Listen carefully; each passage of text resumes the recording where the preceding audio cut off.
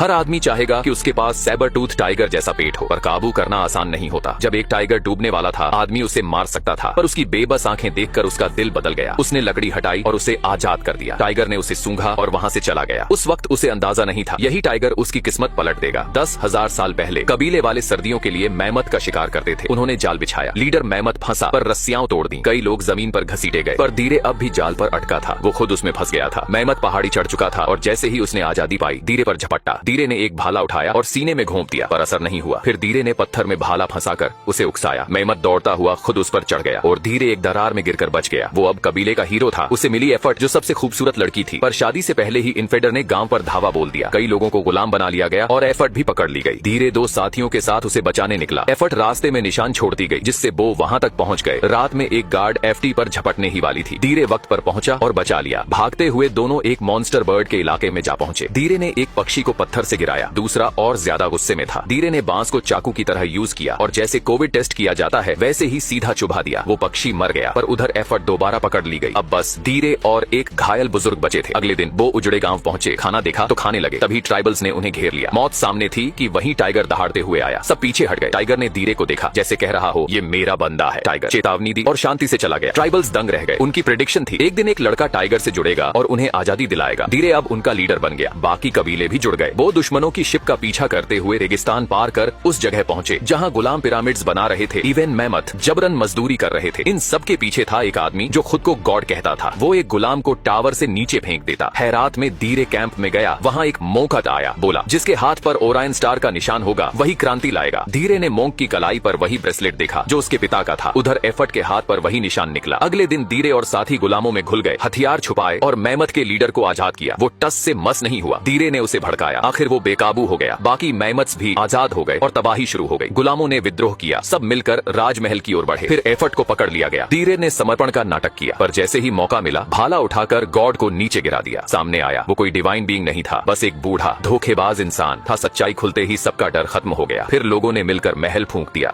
एक चट्टान गिरी और भालू माँ की जान ले गई। बच्चा समझ नहीं पाया, बस माँ के सिर पर पड़ी चट्टान को हटाने की कोशिश करता रहा पूरी ताकत लगाकर, लेकिन कुछ न हुआ। थक हार कर वहीं माँ के पास लेट गया, जैसे सब पहले जैसा हो जाएगा। मगर जब तक सूरज डूबा माँ ने आंखें नहीं खोली। अगली सुबह उसने पहली बार समझा माँ अब कभी नहीं लौटेगी। वो अकेला निकल पड़ा, भूखा, कमजोर और अनजान। एक मेंढक दिखा, पर वो पकड़ नहीं पाया। जब छलांग मारी तो भूल गया कि उसे तैरना नहीं आता। पानी में डूबते डूबते बचा। रात को भूख से तड़पता रहा और नींद में मेंढकों के डरावने सपने देखता रहा। इसी जंगल में दो शिकारी आए थे भालू का शिकार करने, एक जवान दूसरा बूढ़ा। उन्होंने एक बड़े भालू को देखा और गोली चला दी। गोली उसकी बाजू में लगी। वो दहाड़ा मगर भाग गया। शिकारी उसे पकड़ नहीं सके और लौटे तो देखा उनका घोड़ा लहूलुहान पड़ा था। इधर जख्मी भालू भाग रहा था। तभी उसकी मुलाकात छोटे भालू से हुई। छोटा भालू उससे चिपकना चाहता था, पर बड़ा भालू उसे दूर भगा देता। फिर भी वो पीछे पीछे चलता रहा। फिर एक तेज बहती नदी ने उसका रास्ता रोका। फिर भी उसने पत्थरों पर पैर रखते हुए पार करने की कोशिश की, बट बीच में फिसल कर पानी में गिर गया। डूबते डूबते किसी तरह एक पत्थर पकड़कर बाहर निकला। कांपता रहा। बड़ा भालू कीचड़ में घुसा पड़ा था। जख्म की जलन कम कर रहा था। छोटा भालू आया और उसकी चोटें चाटने लगा। बड़े भालू का दर्द थोड़ा कम हुआ और उसकी नजरें बदल गईं। इसके बाद जो भी मछली पकड़ता पहले छोटे को खिलाता, साथ शिकार पर जाता, सोते वक्त उसे अपने शरीर पर सुलाता। छोटा भालू अब डर से आजाद हो रहा था। फिर एक दिन